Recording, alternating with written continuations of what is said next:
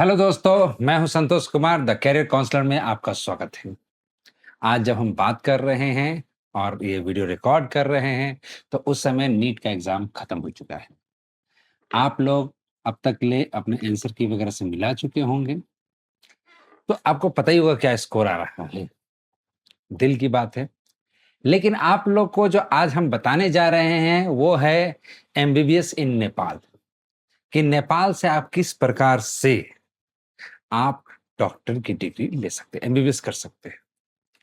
तो सबसे बड़ी चीज है कि एमबीबीएस जब बाहर से करने की बात आती है, इंडिया से बाहर, तो 2 सवाल बहुत ज़्यादा पूछा जाता है, जिसके कारण बच्चे कन्फ्यूज़ रहते हैं, गार्जियन भी कन्फ्यूज़ रहते हैं। पहला सवाल ये है कि अगर बच्चा हमारा बाहर से पढ़कर आएगा, तो एफएमजीई एग्ज़ाम उसको पास करना पड़ेगा। अगर वो नहीं पास कर पाया, तो फिर उसको यहाँ पर प्रैक्टिस करने का मौका नहीं मिलेगा। तो उसका मेहनत भी चला जाएगा, समय भी चला जाएगा, बहुत दिक्कत आएगी। ये दबाव बहुत ज़्यादा है। तो मैं इस प्रश्न का उत्तर आपको देना चाहता हूं कि जो भी बच्चे बाहर जाकर पढ़ते हैं, उसमें नेपाल में जाकर पढ़ने वाले बच्चों का एफएमजी स्कोर कर में अच्छा करने का रेशियो सबसे अच्छा है। आप देखेंगे कि ज़्यादातर लड़के उसमें एफएमजी आराम से पास कर जाते हैं। इसका कारण ये है कि क्वालिटी ऑफ एजुकेशन नेपाल में और जगह की अपेक्षा बेहतर है। दूसरा सवाल ये उठता है कि बच्चों को कितना फी देना पड़ेगा, क्योंकि पैसा एक मैटर करता है। तो उसका जवाब बहुत सिंपल है। सिंपल ये है कि आप पीछे मेरे देख रहे होंगे $75,000, जो कि भारतीय पैसे में वो करीब 72 लाख रुपया पड़ता है। 72 लाख का मतलब ये हुआ कि सिर्फ ये ट्यूशन फी है, उसमें हॉस्टल चार्ज, मिसलेनियस चार्ज को अगर जोड़ दिया जाए तो करीब 85 से 90 लाख तक जाता है। तो अगर आप वीडियो को देख रहे होंगे, ध्यान से देख रहे होंगे, बगल में हमने लिखा है कि आवर स्पेशल ऑफर 45 से 65 लाख। ये क्या है? तो उसका जवाब ये है मेरे दोस्तों कि अगर आप नेपाल में एडमिशन लेते हैं और अपनी सीट पहले बुक कराते हैं किसी कॉलेज में, तो आपको 72 लाख रुपए देना नहीं पड़ेगा, बल्कि कॉलेज बाई कॉलेज डिफर करेगा और वो 45 से 65 लाख के बीच में होगा। इसके लिए आपको द कैरियर काउंसलर की टीम से संपर्क करना है। हमारा नंबर इस पर आ रहा है, उससे भी आप संपर्क कर सकते हैं। तो दूसरा सवाल अपने आप मन में आ जाता है कि अगर हमने कॉलेज में पहले फीस जमा किया, 5 लाख 10 लाख रुपए देके सीट रिजर्व कराया, तो क्या हमारा सीट कंफर्म हो गया? तो इसका आंसर होगा नो।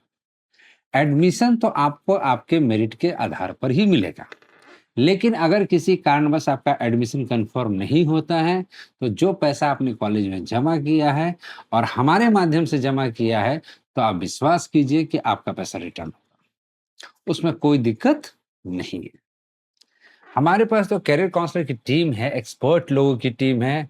ये लोग काफी अच्छा काम करते हैं, क्योंकि 15-20 साल से यही काम कर रहे हैं। हर साल हम लोग बच्चों का एडमिशन कराते हैं। अब आखिरी सवाल कि क्राइटेरिया क्या है? क्राइटेरिया लगभग लोगों को पता ही है। पहला चीज ये है कि आप नीट में जनरल कैटेगरी में क्वालिफाई होने चाहिए, तो आप आराम से उसमें फॉर्म भर के एडमिशन के लिए जा सकते हैं। फॉर्म भरना मैंडेटरी है। दूसरा तरीका ये है कि अगर आप नीट तो पास हैं, लेकिन अपनी कैटेगरी में, जनरल कैटेगरी में नहीं है, एससी एसटी ओबीसी में, तो फिर नेपाल का एक एग्जाम होता है, जो एग्जाम कंडक्ट करती है मेडिकल एजुकेशन कमीशन, और उस एग्जाम का नाम रहता है MECEEBL, यानी medical education commission entrance exam BL bachelor level. इस एग्जाम को अगर आप पास कर जाते हैं, तब जाकर आपको आराम से नेपाल में एडमिशन मिल जाता है। इसमें फायदा क्या है? इसमें फायदा है कि आपको गवर्नमेंट कॉलेज में भी नेपाल के जाने का मौका मिलेगा।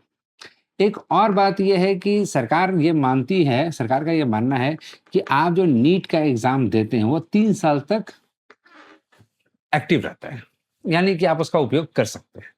तो अगर मान लीजिए इस साल आप नीट में क्वालिफाई नहीं है, पिछले साल क्वालिफाई रहे होंगे या उससे पिछले साल क्वालिफाई रहे होंगे, तब भी आप नेपाल का ये एग्जाम एंट्रेंस टेस्ट देकर आराम से अपने लिए सीट कंफर्म करा सकते हैं।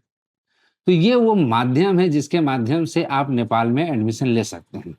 नेपाल की विशेषता की बात आती है कि नेपाल में जाने में क्या-क्या है, तो 3 चीज़ें बहुत इम्पोर्टेंट हैं। पहला कि नेपाल भारत जैसा ही है। अब यहाँ पर जाने के लिए ना वीज़ा की ज़रूरत है, ना पासपोर्ट की ज़रूरत है। आप आधार कार्ड दिखाइए और आराम से आप जा सकते हैं। आपके मम्मी-पापा को जब आपकी याद आए, आपसे मिलने आ सकते हैं। ये सबसे अच्छी चीज़ है। दूसरा चीज़ है कि ना कल्चरल बॉन्डिंग है, ना भाषा का कोई अंतर है। भारत और नेपाल का जो वातावरण है, लगभग एक है और भारत के तराई प्रदेश में जो रहने वाले लोग हैं, वो नेपाल में जाकर अपना इलाज कराते हैं। इसीलिए क्या होता है कि वहाँ पर पेशेंट का फ्लो वगैरह भी बहुत अच्छा रहता है।